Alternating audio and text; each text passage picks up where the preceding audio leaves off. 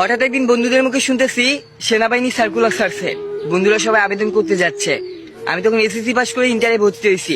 ভাবলো আমি কি আবেদন করতে যাব, আবার ভাবলো আমি তো গরিব ঘরের ছেলে, আমাকে কি 8-9 লাখ টাকা দিয়ে পরিবার থেকে চাকরি দিতে পারবে। সবকিছু ভেবে তাও বন্ধুদের সাথে চলে গেলাম আবেদন করতে। আবেদন করে আসছি, বাসার লোক জানতো না। হঠাৎ একদিন আমার ফোনে SMS আসছে, অমুক তারিখে আমার ইন্টারভিউ দিতে যেতে হবে। সত্যি বলতে তখনও আমার পরিবারের লোক জানতো না আমি যে সেনাবাহিনীতে আবেদন করছি। সেদিনও নিজের মতো করে সবকিছু গুছিয়ে নিয়ে চলে গেছিলাম সেনাবাহিনীর মাঠ করতে, চাকরির ইন্টারভিউ দিতে। সত্যি বলতে সেদিন আমার পরিবার মানুষগুলো জানতো না আমি যে চাকরির ইন্টারভিউ দিতে গেছি। সবাই জানতো আমি কোচিং এ গেছি। ঠিক প্রতিদিনের মতো 11টার সময় কোচিং শেষ করে বাসায় চলে আসবো। আর সেদিন 11টা ওভার হয়ে গেল। আমি সেনাবাহিনীর 11টা পদক্ষেপ গ্রহণ করতেছি। আমি জানতাম আমার আব্বু কল দিবে, তাই ব্রেক টাইমে সবার আগে যে ব্যাগ থেকে ফোন বের করছি। ব্যাগ থেকে ফোন বের করে দেখে আব্বু অনেকবার কল দিছে, তাই আমি নিজে আব্বুকে কল ব্যাক দিছি। আব্বু কল ধরার সাথে সাথে বলতেস, কই তুই এখনো বাসায় আসলি না কেন? 12টা বাজতে গেছে, তুই জানিস না বাসায় অনেক কাজ আছে, মাঠে থেকে গরুর ঘাস আনতে হবে, এখনো ঘুরে বেড়াচ্ছিস কেন? আমি বললাম আব্বু আসতেছি, তাই বলে কলটা কেটে দিছিলাম। সত্যি বলতে তখনও আমার সেনাবাহিনীর একটা মাঠের পদক্ষেপ চলতেছিল। আমি নিজেকে নিয়ে ব্যস্ত ছিলাম, কি করবো বুঝতেছিলাম না। দেখতে দেখতে বেলা 3টা বেজে গেছে। আমি তো জানি আমার আব্বু কেমন, হয়তো অনেকবার কল দিছে, রেগে বসে আছে, আম্মুকে বকাঝকা করতেছে। সত্যি বলতে আমার অনেকগুলা পদক্ষেপ শেষ হয়ে গেছিল, আর মাত্র 2-3টা পদক্ষেপ আছে, এগুলা বাদ দিয়ে দিব। আমি সবগুলাই টিকে গেছিলাম। লাস্ট ফিনিশিং আর 2-1টার জন্য আমি বাদ দিয়ে দিব, বাসায় চলে যাব। আমি সবকিছু ভুলে যেয়ে নিজের চাকরির উপর ফোকাস করলাম, ইন্টারভিউতে ফোকাস করলাম। সত্যি বলতে দেখতে দেখতে 5টা বেজে গেছে। বিকেল 5টার সময় যে জানতে পারলাম চাকরির সবগুলা পদক্ষেপ শেষ। এখন যারা সিলেক্ট হয়েছে তাদের নাম ঘোষণা করা হবে।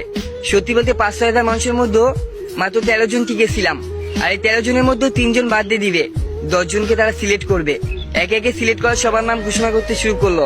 6 জন পার হয়ে গেছে, আমার নাম বলতেছে না। আমি তো ভয় পেয়ে গেলাম, বাসে যে কি বলবো, এতক্ষণ কোথায় ছিলাম আমি। সত্যি বলতে 7 নাম্বার নামে যে আমার নামটা বললো, অনেক খুশি হয়ে গেছিলাম, আমার চাকরিটা হয়ে গেছিল। সত্যি বলতে অ্যাপয়েন্টমেন্ট লেটারটা নিয়ে বাসায় যেয়ে দেখে আব্বু রাগ করে বসে আছে, আমার উপর রেগে আসছে। আব্বুরে বললো, আব্বু আমার চাকরি হয়ে গেছে। বলো বাজে কথা বলিস না, তোর কাজ তুই করে বেড়া, যা বন্ধুদের সাথে আড্ডা দিয়ে বেড়া, বাসার কোনো কাজ তোর করা লাগবে না, তুই আমার সামনের থেকে সর। আমি বললাম, আব্বু বিশ্বাস করো আমার চাকরি হয়ে গেছে। আব্বু বললো, তুই আমার চোখের সামনে সরবি, আমার মাথা গরম করিস না। আমি বললাম, আব্বু বিশ্বাস করো না। আব্বু এই দেখো আমার চাকরি হয়ে গেছে। অ্যাপয়েন্টমেন্ট লেটারটা আব্বুর হাতে দেওয়ার সাথে সাথে আব্বু সবকিছু দেখে আমার মুখের দিকে তাকায় আছে। আব্বু চোখ দিয়ে টপ টপ করে পানি পড়তেছে।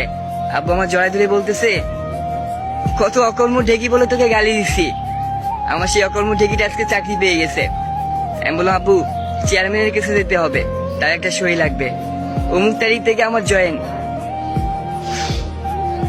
সত্যি বলতে আমার বাপের ফিলিংসটা অন্যরকম ছিল।